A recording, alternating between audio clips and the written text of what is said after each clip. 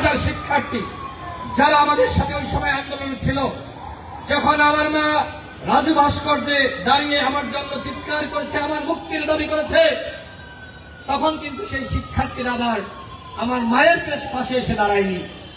কিন্তু আমরা যেদিন জেল থেকে মুক্তি পেয়েছি, আমরা ওই চিন্তা করি নাই যে আমাদের মুক্তির দাবিতে শিক্ষার্থীরা নামে নাই। আমরা ওই চিন্তা না করে আমরা ওই কেরানীগঞ্জ কারাগার থেকে সাথে সাথে ঢাকা বিশ্ববিদ্যালয়ে ফিরে এসেছি। এরপরে আরো 2 মাস আন্দোলন করতে হয়েছে, প্রজ্ঞাপন আদায় করে ছেড়েছি।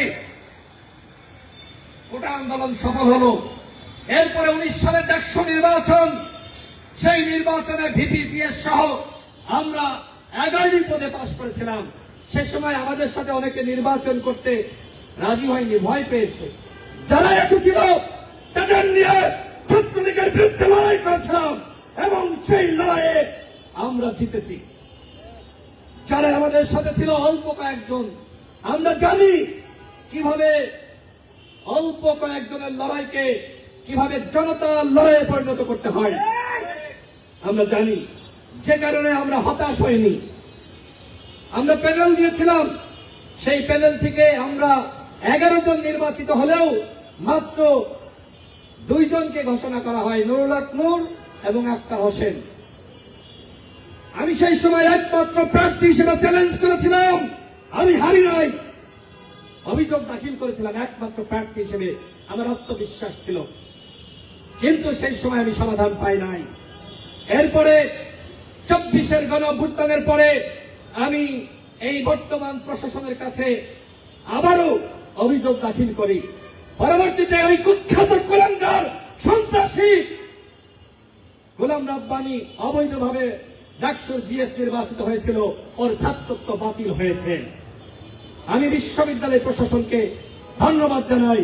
আমি ডাকসুর জিএস হতে পারি বা না হতে পারি, গোলাম রাব্বানী যে অবৈধভাবে নির্বাচিত হয়েছিল সেইটা আমি প্রমাণ করতে সক্ষম হয়েছি। জিএস হয়ে কি হবে, ভিপি হয়ে কি হবে, যদি জনগণের জন্য কাজ না করতে পারি? আমরা কি থেমে গিয়েছিলাম?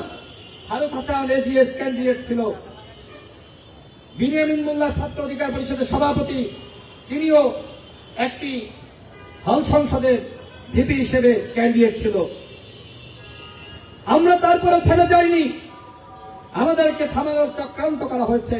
এই ঢাকা বিশ্ববিদ্যালয়ে আমরা যতদিন লড়াই করেছি, রাজপথে নেমেছি, এখন অনেক বড় বড় বিপ্লবীরা আমরা দেখছি, এদেরকে কখনো আমরা দেখি নাই। এই ঢাকা বিশ্ববিদ্যালয় যে ইতিহাস সৃষ্টি করেছে, সেই ইতিহাসের সূচনা করেছে ছাত্র অধিকার পরিষদ।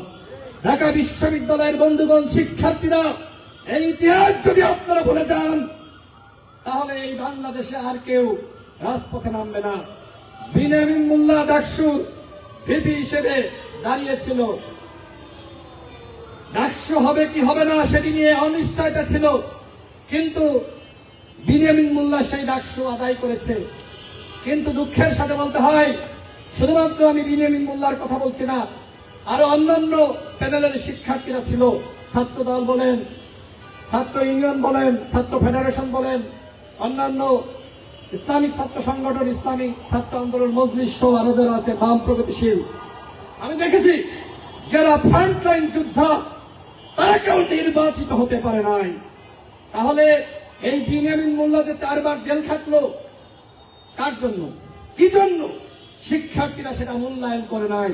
ছাত্র দলের ভিপি ক্যান্ডিডেট, জিএস ক্যান্ডিডেট সকালবেলায় তাদের বিরুদ্ধে আচরণবিধি লঙ্ঘনের অভিযোগ করা হলো, দুপুর গড়িয়ে গেল, এই অভিযোগ চলতেই থাকলো।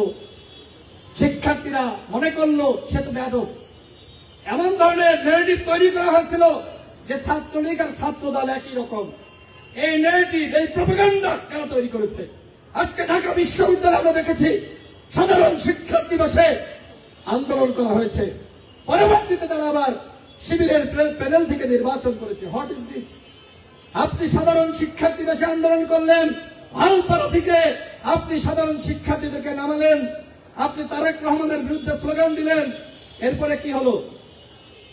আপনারা যারা প্রকাশ্যে রাজনীতি করতে চান, আমাদের কোনো আপত্তি নাই, কিন্তু অপ্রকাশ্যে সাধারণ শিক্ষার্থী বেশে আপনারা যদি আন্দোলন করেন তাহলে ওই যে শিবির সন্দেহে হত্যা করা সেটা কিন্তু বন্ধ হবে না। যে হত্যাকাণ্ডের শিকার হয়েছে আবরার ফাহাদ। সুতরাং বাংলাদেশে যারা রাজনীতি করতে চান প্রকাশ্য রাজনীতি করতে হবে, সেটি জামাত ইসলাম হোক আর ছাত্র শিবির হোক। অপ্রকাশ্যে বাংলাদেশে আর কোন রাজনীতি করতে দেওয়া হবে না। এবং যদি অপ্রকাশ্য রাজনীতি চলে এর খেসারত এই আবরার ফাহাদদেরকে দিতে হবে এবং আমাদেরকেও দিতে হয়েছে, আমাদেরকে ব্লেম দেওয়া হয়েছে, শিবির ব্লেম দেওয়া হয়েছে। আমি এই কথাগুলো কেন বললাম? একটি কারণ যে অপ্রকাশ্য রাজনীতির সব থেকে ক্ষতির শিকার হয় সাধারণ শিক্ষার্থীরা। তাদেরকেও সন্দেহ করা হয় যে একই শিবির নাকি সাধারণ শিক্ষার্থী। সুতরাং এই রাজনীতি আমাদেরকে এই গণঅভ্যুত্থানের পরে আর করার সুযোগ নাই। হ্যাঁ, রাজনীতি করেন ক্যাম্পাসে, প্রকাশ্যে ছাত্র অধিকার পরিষদের রাজনীতি করেন, ছাত্র দলের রাজনীতি করেন, ছাত্র শিবিরের রাজনীতি করেন, অন্যান্য বাম সংগঠন ইসলামিক সংগঠনের রাজনীতি করেন, আমাদের কোনো আপত্তি নাই।